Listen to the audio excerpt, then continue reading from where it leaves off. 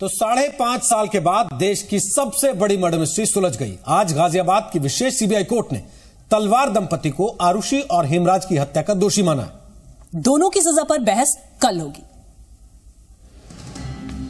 तकरीबन 5.5 साल के बाद आखिरकार देश की सबसे बड़ी मर्डर मिस्ट्री से पर्दा उठ ही गया। गाजियाबाद की विशेष सीबीआई अदालत ने आरुषि और हेमराज के कत्ल के आरोप में नुपुर और राजेश तलवार को दोषी मान लिया है। प्रोसिक्यूशन का मेन केस ही ये था कि जितने सर्कमस्टांसेस हैं वो इनके अलावा और कोई इस मर्डर को कर ही नहीं सकता, जो कि कोर्ट ने मान लिया। अदालत के फैसले के तुरंत बाद तलवार दंपति को हिरासत में ले लिया गया और दोनों को दासना जेल भेज दिया गया है। ने किसी भी सूरत में अपनी रिपोर्ट फाइल करी। रिपोर्ट में इतना मटेरियल कोर्ट को लगा कि कोर्ट ने कॉग्निजेंस लिया and that cognizance was tested by supreme court twice. नहीं, ये मैं कल सुबह जब आर्गू करूंगा तभी आप लोगों को। आरुषि हेमराज मर्डर केस में सजा का ऐलान कल होगा। अब सबकी निगाहें इस ओर टिकी हैं कि तलवार दंपति को फांसी होगी या फिर उम्र कैद। महेश गुप्ता के साथ अनुराग चड्ढा, जी मीडिया, गाजियाबाद। और अब आपको बताते हैं कि गाजियाबाद की विशेष कोर्ट ने फैसला सुनाते हुए क्या कहा। इस केस में असली गुनहगार कौन है, इस पर कोई संशय है ही नहीं।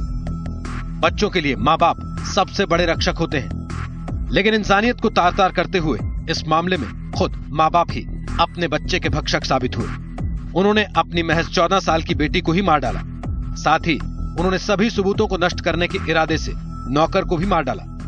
पवित्र कुरान में कहा गया है कि ऊपर वाले की दी हुई पवित्र जिंदगी को खत्म करने का अधिकार किसी को नहीं है। तलवार दंपति पर कानून से खुद को बचाने के लिए सबूतों से छेड़छाड़ का भी दोष पाया गया है।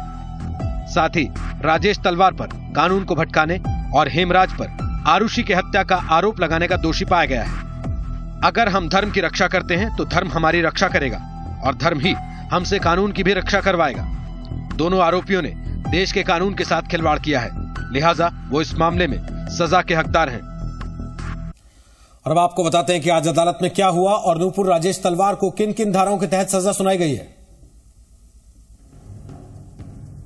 गाजियाबाद की विशेष सीबीआई अदालत में पहले दोपहर को 11 बजे फैसला सुनाया जाना था, लेकिन जज ने लंच के बाद फैसला सुनाने का ऐलान किया और ठीक 3:25 पर अदालत ने फैसला सुनाया।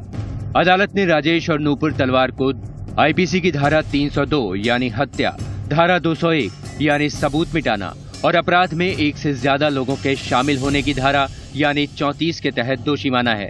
राजेश तलवार को झूठी एफआईआर दर्ज करवाने की धारा 203 के तहत भी दोषी पाया गया है। सेक्शन 302, सेक्शन 34, सेक्शन 201, सेक्शन 34 और सेक्शन 203 आईपीसी। नुपुर तलवार की बात करें तो नुपुर तलवार को किन किन धाराओं में सजा सुनाई गई है? नुपुर तलवार को सेक्शन 302, 34, सेक्शन 201, 34। राजेश और नुपुर तलवार को गाजियाबाद की दासना जेल भेज दिया गया है। अब मंगलवार सुबह 10:30 बजे इनकी सजा पर बहस होगी। तलवार दंपति को हत्या के सबूत मिटाने का दोषी करार दिया गया है, जिसके लिए फांसी तक की सजा का प्रावधान है।